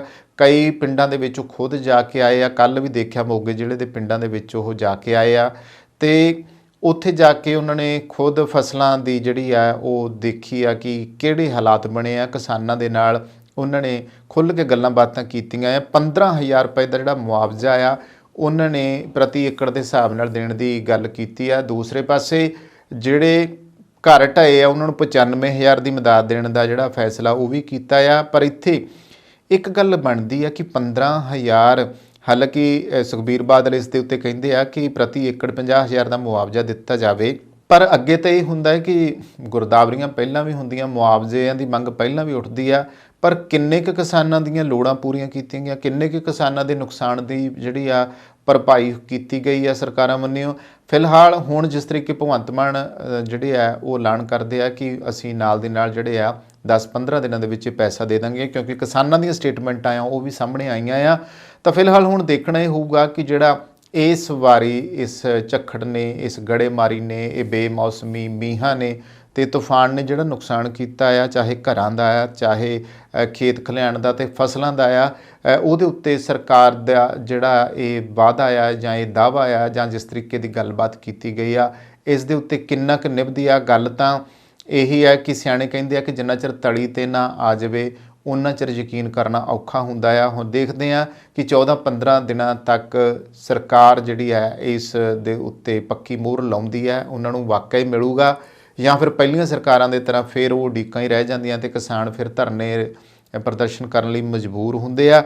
ਫਿਲਹਾਲ ਇਹਦੇ ਉੱਤੇ ਕੇਂਦਰ ਸਰਕਾਰ ਨੂੰ ਖਾਸ ਤੌਰ ਦੇ ਉੱਤੇ ਧਿਆਨ ਦੇਣਾ ਪਊਗਾ ਤੇ ਜਿਹੜੀਆਂ ਨੀਤੀਆਂ ਬਣਾਈਆਂ ਜਾਂਦੀਆਂ, ਨੀਤੀਆਂ ਦੇ ਵਿੱਚ ਇਹ ਵੀ ਗੱਲ ਜਿਹੜੀ ਹੈ ਲਾਗੂ ਕਰਨੀ ਪਊਗੀ ਕਿ ਜੇ ਕਿਸਾਨ ਦੀ ਪੱਕੀ ਫਸਲ ਦੇ ਉੱਤੇ ਇਸ ਤਰੀਕੇ ਕੁਦਰਤੀ ਆਫਤ ਨਾਲ ਉਹਦਾ ਨੁਕਸਾਨ ਹੋ ਜਾਂਦਾ ਤੇ ਇਸ ਮਾਮਲੇ ਵਿੱਚ ਕਿਸਾਨ ਨੇ ਜਿੰਨਾ ਕੁਛ ਪ੍ਰਤੀ ਏਕੜ ਦੇ ਹਿਸਾਬ ਨਾਲ ਬੱਚਤ ਕਰਨੀ ਸੀ ਉਹਦੇ ਵਿੱਚੋਂ ਚਲੋ 10% ਘਟਾ ਦੇਣ, ਘੱਟੋ ਘੱਟ 90% ਤਾਂ ਉਹਨੂੰ ਫਾਇਦਾ ਜਿਹੜਾ ਮਿਲਣਾ ਚਾਹੀਦਾ ਹੀ ਆ ਤੇ ਤਾਂ ਕਿ ਜਿਹੜਾ ਕਿਸਾਨ ਆ ਉਹ ਪੈਰਾਂ ਸਿਰ ਹੋ ਸਕੇ ਤੇ ਗਾਂ ਨੂੰ ਫਿਰ ਉਹ ਖੁਦਕੁਸ਼ੀਆਂ ਦੇ ਰਾਹ ਨਾ ਪਵੇ ਜਦੋਂ ਕਰਜ਼ੇ ਚੜ੍ਹਦੇ ਆ। ਕਿਉਂਕਿ ਕਿਸਾਨ ਦਾ ਖਰਚਾ ਤਾਂ ਜਿੰਨਾ ਚਿਰ ਮੰਡੀ ਵਿੱਚ ਕਿਸਾਨ ਦੀ ਫਸਲ ਵਿਕਦੀ ਨਹੀਂ ਗੀ, ਜਦੋਂ ਤੱਕ ਉਹ ਵੱਢ ਕੇ ਮੰਡੀ ਲਿਜਾਂਦਾ ਨਹੀਂ, ਜਿੰਨਾ ਚਿਰ ਪੈਸਾ ਉਹਦੇ ਤਲੀ 'ਤੇ ਨਹੀਂ ਆਉਂਦਾ ਗਾ ਉਹਨਾਂ ਚਿਰ ਤੱਕ ਤਾਂ ਉਹਦੇ ਖਰਚੇ ਹੁੰਦੇ ਆ। ਜਦੋਂ ਪੈਸਾ ਆ ਜਾਂਦਾ ਇਹ ਤਾਂ ਉਦੋਂ ਫੇਰ ਵੇਖਣਾ ਹੁੰਦਾ ਵੀ ਕਿੰਨੀ ਲਾਗਤ ਆਈ ਸੀ ਤੇ ਕਿੰਨੀ ਉਹਨੂੰ ਬਚਤ ਹੋਈ ਆ। ਤਾਂ ਸੋ ਜੇ ਸਰਕਾਰਾਂ ਕਿਸਾਨੀ ਦੇ ਹੱਕ ਵਿੱਚ ਇੱਦਾਂ ਖੜ ਜਾਣ, ਕਿਉਂਕਿ ਪਤਾ ਆ ਹੁਣ ਜਿਵੇਂ ਮੈਂ ਪਹਿਲਾਂ ਗੱਲ ਕੀਤੀ ਕਿ ਰੂਸ ਯੂਕਰੇਨ ਜੰਗ 'ਚ ਪਤਾ ਲੱਗਦਾ ਹੈ ਕਿ ਖੇਤੀਬਾੜੀ ਦੀ ਕਿੰਨੀ ਅਹਿਮੀਅਤ ਆ। ਔਰ ਜਿਨ੍ਹਾਂ ਮੁਲਕਾਂ ਕੋਲੇ ਅਨਾਜ ਨਹੀਂ ਹੈਗਾ ਉਹ ਮੁਲਕ ਤਾਂ ਫਿਰ ਦੂਜੇ ਮੁਲਕਾਂ ਦੇ ਕੋਲੋਂ ਮੰਗਾਉਂਦੇ ਆ, ਉਹ ਝਾਕਦੇ ਆ ਤੇ ਜੇ ਜਿਨ੍ਹਾਂ ਮੁਲਕਾਂ ਤੋਂ ਮੰਗਾਉਣਾ ਜੇ ਉੱਥੇ ਹੀ ਇੱਦਾਂ ਦੀਆਂ ਸਥਿਤੀਆਂ ਬਣ ਜਾਣ ਤਾਂ ਫਿਰ ਉਹ ਮੁਲਕ ਵੀ ਜਿਹੜੇ ਆ ਉਹ ਅਨਾਜ ਤੋਂ ਸੱਖਣੇ ਹੋ ਸਕਦੇ ਆ। ਪਾਕਿਸਤਾਨ ਦੇ ਵਿੱਚ ਤੁਸੀਂ ਦੇਖ ਲਓ ਕਿ ਕਿੱਡਾ ਵੱਡਾ ਅੰਨ ਸੰਕਟ ਆਇਆ, ਲੋਕ ਹੁਣ ਆਟੇ ਪਿੱਛੇ ਵੀ ਮਾਰੋ ਮਾਰ ਕਰਦੇ ਪਏ ਆ। ਸੋ ਅਜਿਹੀਆਂ ਸਥਿਤੀਆਂ ਦਾ ਸਾਹਮਣਾ ਨਾ ਕਰਨਾ ਪਵੇ, ਇਸ ਹਿੱਤ ਲਈ ਕਿਸਾਨੀ ਤੇ ਮਜ਼ਦੂਰੀ ਦੇ ਹੱਕ ਦੇ ਲਈ ਜ਼ਰੂਰ ਖੜਨਾ ਪਊਗਾ। ਇਕੱਲਾ ਕਿਸਾਨ ਹੀ ਨਹੀਂ, ਕਿਸਾਨ ਦੇ ਨਾਲ ਮਜ਼ਦੂਰੀ ਜੁੜੀ ਹੋਈ ਆ। ਕਿਸਾਨਾਂ ਮਜ਼ਦੂਰਾਂ ਦੇ ਹੱਕਾਂ ਦੇ ਲਈ ਕੇਂਦਰ ਸਰਕਾਰ ਜਾਂ ਸੂਬਾਈ ਸਰਕਾਰਾਂ ਜਿਹੜੀਆਂ ਨੇ ਉਹਨਾਂ ਨੂੰ ਅੱਗੇ ਆਉਣਾ ਪਊਗਾ, ਤਾਂ ਹੀ ਇਸ ਦੇਸ਼ ਦੀ ਆਰਥਿਕਤਾ ਦੀ ਜਿਹੜੀ ਰੀੜ੍ਹ ਦੀ ਹੱਡੀ ਕਿਸਾਨੀ ਹੈ ਉਹ ਬਚ ਸਕਦੀ ਹੈ। ਸੋ ਦੋਸਤੋ, ਇਹ ਸੀ ਦੋ ਖਬਰਾਂ ਜਿਨ੍ਹਾਂ ਦੇ ਉੱਤੇ ਗੱਲਬਾਤ ਕੀਤੀ। ਕਿੱਦਾਂ ਲੱਗਦੇ ਨੇ ਸਾਡੇ ਪ੍ਰੋਗਰਾਮ, ਇਸ ਬਾਰੇ ਸਾਨੂੰ ਜ਼ਰੂਰ ਦੱਸਿਆ ਕਰੋ। ਕੈਮਰਾ ਪਰਸਨ ਜਸ਼ਨਦੀਪ ਦੇ ਨਾਲ ਕਮਲਜੀਤ ਸਿੱਧੂ ਦਾ ਪੰਜਾਬ ਟਾਕਸ ਚੈਨਲ। ਤੁਹਾਡੀਆਂ ਗੱਡੀਆਂ ਲਈ ਕਿਸੇ ਵੀ ਤਰ੍ਹਾਂ ਦੀ ਮੁਰੰਮਤ ਜਾਂ 4 ਵੀਲਰ ਹੈਲਪਲਾਈਨ ਜੇਕਰ ਤੁਸੀਂ ਭਾਲ ਰਹੇ ਹੋ ਤਾਂ ਸੰਪਰਕ ਕਰੋ ਤੁਹਾਡੇ ਆਪਣੇ ਸ਼ਹਿਰ ਵਿਨੀਪੈਗ 'ਚ ਟਾਊਨ ਆਟੋ ਬਾਡੀ ਵਿਖੇ। ਸਤਿ ਸ੍ਰੀ ਅਕਾਲ ਜੀ, ਮੇਰਾ ਨਾਮ ਹੈਗਾ Shamsher Singh, town auto body ਤੋਂ। ਰੱਬ ਨਾ ਕਰੇ ਤੁਹਾਡੀ ਗੱਡੀ ਨੂੰ ਕੁਝ ਹੋ ਜਾਂਦਾ ਵਾ ਤੇ ਤੁਸੀਂ ਸਿੱਧਾ ਟਾਊਨ ਆਟੋ ਬਾਡੀ ਤੇ ਆਓ। ਅਸੀਂ ਇੱਥੇ ਇਹ ਸਾਡੀ ਜਿਹੜੀ ਸ਼ਾਪ ਹੈਗੀ ਡਾਇਰੈਕਟ ਰਿਪੇਅਰ ਸ਼ਾਪ ਹੈਗੀ ਆ। ਅਸੀਂ ਆਪਣੇ ਆਪ ਹੀ ਐਮਪੀਆਰ ਨੂੰ ਕਾਲ ਕਰਕੇ ਤੁਹਾਡੀ ਗੱਡੀ ਦਾ ਕਲੇਮ ਖੋਲ੍ਹ ਦਿੰਦੇ ਹਾਂ ਤੇ ਤੁਹਾਡੀ ਗੱਡੀ ਦਾ ਐਸਟੀਮੇਟ ਬਣਾ ਕੇ ਐਮਪੀਆਰ ਨੂੰ ਭੇਜ ਦਿੰਦੇ ਹਾਂ। ਕੋਈ ਵੀ ਤੁਹਾਡੀ ਗੱਡੀ ਤੇ ਸਕ੍ਰੈਚ ਡੈਂਟ ਜਾਂ ਕੋਈ ਤੁਹਾਡੀ ਗੱਡੀ ਦੇ ਕੋਈ ਸ਼ੀਸ਼ੇ ਤੋੜ ਗਿਆ ਵਾ, ਤੁਸੀਂ ਸਾਨੂੰ ਕਾਲ ਕਰੋ, ਅਸੀਂ ਆਪਣੇ ਆਪ ਹੀ ਗਲਾਸ ਕਲੇਮ ਖੋਲ ਲੈਂਦੇ। ਇਹ ਸ਼ਾਪ ਜਿਹੜੀ ਆ ਇਹ ਐਮਪੀਏ ਦੀ ਕ੍ਰੈਡਿਟ ਸ਼ਾਪ ਹੈਗੀ ਆ ਵਾ। ਅਸੀਂ ਸਿੱਧੀ ਡਾਇਰੈਕਟ ਬਿਲਿੰਗ ਕਰਦੇ ਹਾਂ ਐਮਪੀਏ ਨੂੰ। ਇੱਥੇ ਅਸੀਂ ਆਪ ਹੀ ਗਲਾਸ ਕਲੇਮ ਵੀ ਖੋਲ੍ਹਦੇ ਨੇ। ਤੁਹਾਨੂੰ ਗਲਾਸ ਕਲੇਮ ਖੋਲ੍ਹਣ ਦੀ ਫੋਨ ਦੀ ਲੋੜ ਨਹੀਂ ਹੈਗੀ, ਅਸੀਂ ਆਪਣੇ ਆਪ ਇੱਥੇ ਗਲਾਸ ਕਲੇਮ ਖੋਲ੍ਹਦੇ। ਜਦੋਂ ਤੱਕ ਤੁਹਾਡੀ ਗੱਡੀ ਇੱਥੇ ਸ਼ਾਪ 'ਤੇ ਰਹੂਗੀ ਉਦੋਂ ਤੱਕ ਅਸੀਂ ਕਾਰ ਰੈਂਟਲ ਵੀ ਦੇਵਾਂਗੇ। ਵੈਨ ਆ, ਟਰੱਕ, SUV, ਕੋਈ ਵੀ ਤੁਹਾਨੂੰ ਕਾਰ ਰੈਂਟਲ ਵੀ ਚਾਹੀਦੀ ਹੋਈ ਅਸੀਂ ਕਾਰ ਰੈਂਟਲ ਵੀ ਤੁਹਾਨੂੰ ਦੇਵਾਂਗੇ। ਆਪਣੀ ਸ਼ਾਪ ਲੋਕੇਸ਼ਨ ਹੈਗੀ ਆ 64 ਸਾਲਟਰ ਸਟਰੀਟ ਵਿਨੀਪੈਗ ਦੇ ਵਿੱਚ। ਜਿਵੇਂ ਤੁਹਾਨੂੰ ਪਤਾ ਹੀ ਹੈ ਸਨੋ ਆ ਰਹੀ ਹੈ ਵਿਨੀਪੈਗ ਦੇ ਵਿੱਚ, ਉਵੇਂ ਤੁਹਾਡੇ ਲਈ ਅਸੀਂ ਵਿੰਟਰ ਟਾਇਰ ਪ੍ਰੋਗਰਾਮ ਲੈ ਕੇ ਆਏ। ਐਮਪੀਏ ਦਾ ਵਿੰਟਰ ਟਾਇਰ ਪ੍ਰੋਗਰਾਮ ਆ, ਉਹਦੇ ਵਿੱਚ $2000 ਤੱਕ ਤੁਹਾਨੂੰ ਐਮਪੀ ਹੀ ਲੋਨ ਦਿੰਦੀ ਆ। ਵਿੰਟਰ ਟਾਇਰ ਪ੍ਰੋਗਰਾਮ ਵਿੱਚ ਅਲੋਏ ਵੀਲਸ, ਟਾਇਰ ਅਲਾਈਨਮੈਂਟ ਤੁਸੀਂ ਕਰਵਾ ਸਕਦੇ ਹੋ। ਕੋਈ ਵੀ ਤੁਹਾਨੂੰ ਜਾਣਕਾਰੀ ਦੀ ਲੋੜ ਆ ਤੁਸੀਂ ਸਾਨੂੰ ਜਦੋਂ ਮਰਜ਼ੀ ਫੋਨ ਕਰ ਲਓ 2044211300 ਤੇ, ਜਾਂ ਤੁਸੀਂ ਸਾਡੀ ਵੈਬਸਾਈਟ ਤੇ ਜਾ ਲਓ www.townautobody.ca। ਉਹਦੇ ਵਿੱਚ ਤੁਸੀਂ 24/7 ਲਾਈਵ ਚੈਟ ਤੁਸੀਂ ਏਜੰਟ ਦੇ ਨਾਲ ਕਰ ਸਕਦੇ ਹੋ। Thank you. ਹਾਂਜੀ, ਸਤਿ ਸ੍ਰੀ ਅਕਾਲ ਜੀ। ਮੇਰੀ ਗੱਡੀ ਦਾ ਇੱਥੇ ਇੱਕ ਡੈਂਟ ਜਿਹਾ ਪੈ ਗਿਆ ਸੀਗਾ। ਉਸ ਤੋਂ ਬਾਅਦ ਮੈਂ ਇਹਨਾਂ ਕੋਲ ਟਾਊਨ ਆਟੋਬੋਡੀ ਵਾਲਿਆਂ ਕੋਲ ਆਇਆ ਤੇ MPI ਤੋਂ ਕਲੇਮ ਲੈਣ ਤੋਂ ਬਾਅਦ ਇਹਨਾਂ ਕੋਲ ਗੱਡੀ ਆਪਾਂ ਨੇ ਰੱਖ ਦਿੱਤੀ ਤੇ ਥੋੜੀ ਦਿਨਾਂ ਦੇ ਵਿੱਚ ਇਹਨਾਂ ਨੇ ਗੱਡੀ ਮੇਰੀ ਪੂਰੀ ਚੰਗੀ ਤਰ੍ਹਾਂ ਮੁਕੰਮਲ ਕਰਕੇ ਸਹੀ ਕਰਕੇ ਦੇ ਦਿੱਤੀ ਹੈ। ਤੇ ਨਾਲ ਦੀ ਨਾਲ ਇਹਨਾਂ ਨੇ ਗੱਡੀ ਦੀ ਮੇਰੀ ਦੀ ਡਿਟੇਲਿੰਗ ਵੀ ਕਰਤੀ, ਧੋਤੀ ਤੇ ਗੱਡੀ ਪੂਰੀ ਲਿਸ਼ਕਾਤੀ ਤੇ ਬਹੁਤ ਵਧੀਆ ਜਿਹੜੀ ਆ ਕਸਟਮਰ ਸਰਵਿਸ ਵੀ ਦਿੰਦੇ ਨੇ। ਤੇ ਜੇਕਰ ਤੁਹਾਨੂੰ ਉਸ ਟਾਈਮ ਤੇ ਜੇਕਰ ਤੁਹਾਡੀ ਗੱਡੀ ਖਰਾਬ ਹੋਈ ਹੈ ਤੇ ਕੋਈ ਰੈਂਟਲ ਗੱਡੀ ਤੁਸੀਂ ਚਲਾਉਣ ਨੂੰ ਲੈਣੀ ਹੈ ਤੇ ਉਹ ਵੀ ਜਿਹੜੀ ਹੈ ਤੁਹਾਨੂੰ ਪ੍ਰੋਵਾਈਡ ਕਰ ਦਿੰਦੇ ਨੇ। ਮੈਂ ਤੁਹਾਨੂੰ ਹਾਈਲੀ ਰਿਕਮੈਂਡ ਕਰਾਂਗਾ ਵਿਨੀਪੈਗ ਏਰੀਆ ਦੇ ਵਿੱਚ ਜਾਂ ਤੁਸੀਂ ਕਿਸੇ ਹੋਰ ਲਾਗ ਪਾਸ ਦੇ ਏਰੀਆ ਦੇ ਵਿੱਚ ਤੁਹਾਡੀ ਗੱਡੀ ਆ ਖਰਾਬ ਹੁੰਦੀ ਹੈ, ਤੁਸੀਂ ਇਹਨਾਂ ਕੋਲ ਪਹੁੰਚੋ ਤੇ ਬਹੁਤ ਹੀ ਵਧੀਆ ਸਰਵਿਸ ਤੇ ਜਲਦੀ ਜਿਹੜੀ ਤੁਹਾਨੂੰ ਆ ਤੁਹਾਡੀ ਗੱਡੀ ਚੱਲਦੀ ਕਰਕੇ ਦੇ ਦਿੰਦੇ ਨੇ। Thank you ji. ਸਰਵਿਸ ਦਾ ਲਾਭ ਉਠਾਉਣ ਲਈ ਹੁਣੇ ਕੰਟੈਕਟ ਕਰੋ town autobody 64 Salter street Winnipeg MB Canada Manitoba. ਸਾਡਾ ਕੰਟੈਕਟ ਨੰਬਰ ਹੈ +1204 421 1300। ਜਦੋਂ US ਅਤੇ ਕੈਨੇਡਾ ਵਿਚਕਾਰ ਸਰਹੱਦ ਪਾਰ ਸ਼ਿਪਿੰਗ ਦੀ ਗੱਲ ਆਉਂਦੀ ਹੈ ਤਾਂ ਤੁਹਾਨੂੰ ਲੋੜ ਹੈ ਅਜਿਹੀ ਕੰਪਨੀ ਦੀ ਜਿਸ ਤੇ ਤੁਸੀਂ ਭਰੋਸਾ ਕਰ ਸਕੋ, ਜਿਸ ਕੋਲ ਕੰਮ ਨੂੰ ਸਹੀ ਢੰਗ ਨਾਲ ਕਰਨ ਲਈ ਅਨੁਭਵ, ਮੁਹਾਰਤ ਅਤੇ ਸਰੋਤ ਹੋਣ। ਤੁਹਾਨੂੰ ਲੋੜ ਹੈ ਫੋਰਟਰੈਕਸ ਦੀ। ਉੱਤਰੀ ਅਮਰੀਕਾ ਵਿੱਚ ਪ੍ਰਮੁੱਖ ਕ੍ਰਾਸ ਬਾਰਡਰ ਟਰੱਕਿੰਗ ਲਈ ਸਭ ਤੋਂ ਭਰੋਸੇਮੰਦ ਅਤੇ ਤਜਰਬੇਕਾਰ ਕੰਪਨੀ। ਸਤਿ ਸ਼੍ਰੀ ਅਕਾਲ ਜੀ, ਵੈਲਕਮ ਟੂ ਫੋਰਟਰੈਕਸ, ਤੁਹਾਡੀ ਆਪਣੀ ਨਾਰਥ ਅਮਰੀਕਾ ਵਾਈਡ ਕੰਪਨੀ। ਫੋਰਟਰੈਕਸ ਤੁਹਾਨੂੰ ਪ੍ਰੋਵਾਈਡ ਕਰਦੀ ਹੈ ਕੈਨੇਡਾ ਵਾਈਡ ਅਤੇ ਕ੍ਰਾਸ ਬਾਰਡਰ ਟਰਾਂਸਪੋਰਟ ਸਰਵਿਸਿਜ਼, ਜਿੱਥੇ ਕਿ ਡੈਡੀਕੇਟਿਡ ਰਨਸ ਕੈਲੀਫੋਰਨੀਆ ਤੇ ਟੈਕਸਸ ਦੇ ਨਾਲ ਕੈਨੇਡਾ ਵਾਈਡ ਫਲੈਕਸੀਬਲ ਵਰਕ ਵੀ ਪ੍ਰੋਵਾਈਡ ਕੀਤਾ ਜਾਂਦਾ ਹੈ। ਸਾਡੀ ਡਿਸਪੈਚ ਟੀਮ ਕੰਜ਼ਿਊਮਰ ਅਤੇ ਕਸਟਮਰ ਦੋਨਾਂ ਲਈ ਹੀ 24 ਆਵਰ ਕੰਮ ਕਰਦੀ ਹੈ ਅਤੇ ਇਸੇ ਦੇ ਨਾਲ ਹੀ 24 ਆਵਰ ਰੋਡ ਸਾਈਡ ਅਸਿਸਟੈਂਸ ਸਾਡੇ ਡਰਾਈਵਰ ਵੀਰਾਂ ਵਾਸਤੇ ਉਪਲਬਧ ਕੀਤੀ ਜਾਂਦੀ ਹੈ, ਜਿੱਥੇ ਕਿ ਯਾਰਡ ਦੇ ਵਿੱਚ ਹੀ ਤੁਹਾਨੂੰ ਸਕੇਲ, ਕ੍ਰਾਸਟਾਕ ਅਤੇ ਫਿਊਲ ਸਟੇਸ਼ਨ ਦੀਆਂ ਸਰਵਿਸਿਜ਼ ਪ੍ਰੋਵਾਈਡ ਕੀਤੀਆਂ ਜਾਂਦੀਆਂ ਹਨ। ਤੁਹਾਡਾ ਸਮਾਨ, ਪਿਆਰ ਤੇ ਵਿਸ਼ਵਾਸ ਕਿੰਨਾ ਜ਼ਿਆਦਾ ਕੀਮਤੀ ਹੈ, ਇਸ ਗੱਲ ਨੂੰ ਫੋਰਟਰੈਕਸ ਚੰਗੀ ਤਰ੍ਹਾਂ ਸਮਝਦਾ ਹੈ ਅਤੇ ਅਸੀਂ ਇਸ ਨੂੰ ਬਹੁਤ ਸਾਵਧਾਨੀ ਤੇ ਧਿਆਨ ਨਾਲ ਤੁਹਾਡੇ ਆਪਣਿਆਂ ਤੱਕ ਪਹੁੰਚਾਉਂਦੇ ਹਾਂ। ਸਾਡੀ ਆਧੁਨਿਕ ਟਰੈਕਿੰਗ ਟੈਕਨੋਲੋਜੀ ਦੀ ਮਦਦ ਨਾਲ ਤੁਸੀਂ ਆਪਣੀ ਸ਼ਿਪਮੈਂਟ ਨੂੰ ਟਰੈਕ ਕਰ ਸਕਦੇ ਹੋ। ਇਸ ਲਈ ਭਾਵੇਂ ਮੰਜ਼ਿਲ ਕਿੰਨੀ ਹੀ ਦੂਰ ਕਿਉਂ ਨਾ ਹੋਏ, ਫੋਰਟਰੈਕਸ ਤੁਹਾਡਾ ਪਿਆਰ ਤੁਹਾਡੇ ਆਪਣਿਆਂ ਤੱਕ ਪਹੁੰਚਾਉਣ ਲਈ ਹੈ ਹਮੇਸ਼ਾ ਤਿਆਰ। ਅੱਜ ਹੀ ਸਾਡੇ ਡਰਾਈਵਰਾਂ, ਵੇਅਰਹਾਊਸਾਂ ਅਤੇ ਲੌਜਿਸਟਿਕ ਮਾਹਿਰਾਂ ਦੇ ਵਿਆਪਕ ਨੈਟਵਰਕ ਨਾਲ ਜੁੜੋ ਤੇ ਆਪਣੇ ਕਾਰੋਬਾਰ ਨੂੰ ਉਚੇਰੇ ਪੱਧਰ ਤੇ ਲੈ ਜਾਓ। ਫੋਰਟਰੈਕਸ ਤੁਹਾਡਾ ਭਰੋਸਾ ਹਮੇਸ਼ਾ ਬਰਕਰਾਰ ਰੱਖਦੀ ਆਈ ਹੈ ਤੇ ਹਮੇਸ਼ਾ ਰੱਖੇਗੀ। ਹੋਰ ਜਾਣਨ ਲਈ ਅੱਜ ਹੀ ਸਾਡੇ ਨਾਲ ਸੰਪਰਕ ਕਰੋ।